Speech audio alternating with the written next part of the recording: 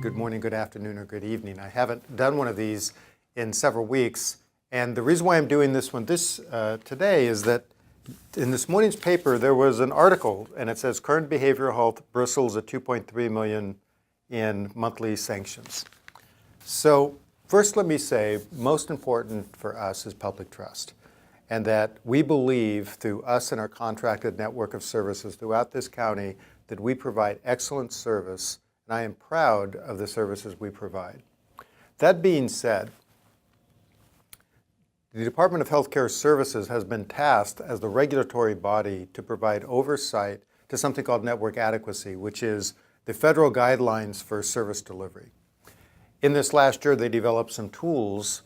One of them is called the NACT, which is network adequacy, blah, blah, blah, but basically it measures how many staff you have, and they use some formulas. There's been a lot of concern over the tools they've developed and the accuracy of them and what they actually mean.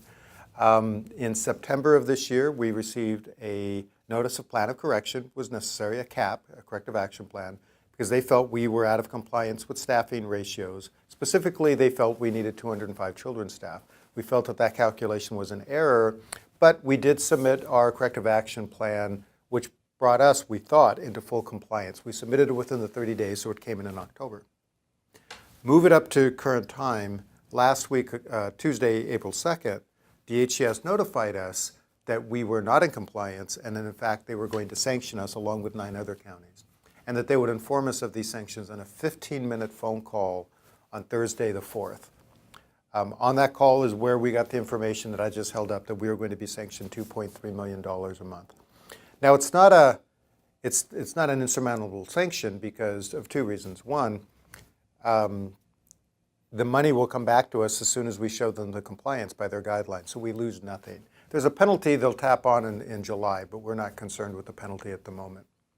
So the problem is that we didn't even know what they felt we were out of compliance with, and what they had determined is that we were still 28.79 positions short.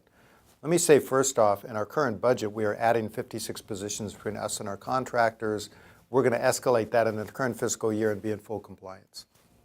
But there's an underwriting process here that is really detrimental to county services, which is DHCS didn't follow normal due process rules, which would be you develop a tool, you hold an audit, you provide a draft of the audit findings.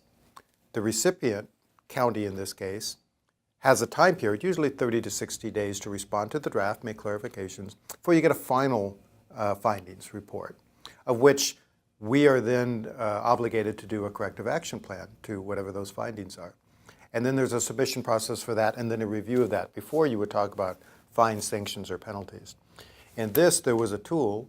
The tool, by the way, has changed multiple times in the last several months. There was an audit. We went directly to a combination of final findings, and they told us what the corrective action plan was. We didn't even have the ability to say what it was. And then there was no dialogue of the corrective action plan submitted, and we went straight to sanctions. So on one side, I want to let you know that your jobs are safe, our services are safe, we provide great service. They didn't say we're not providing the service, they're saying we don't meet a math formula. And there's a big difference. We've even said if we added, like they do in the managed care organizations, they will hire every dentist or doctor and put them on their provider network and then pay claims if they see one of their beneficiaries. We don't do it that way. We actually hire entire people. We actually hire them, or our contractors hire them, and then they provide network services. So the methodology has a lot of kinks to be worked out. But I want to assure you that we are safe, we are providing excellent service. We will remediate this cap within days, and there will be no damage to us, our department, or to our contracted network providers. I am working very hard and diligently with DHCS to help them as they help us in this network of care. If you have questions, feel free to shoot me an email. I'm not bringing in the ukulele this time. This one a little different. And I'm sorry this is a little bit longer, but I thought that the details of this were quite important to pass on. Thank you.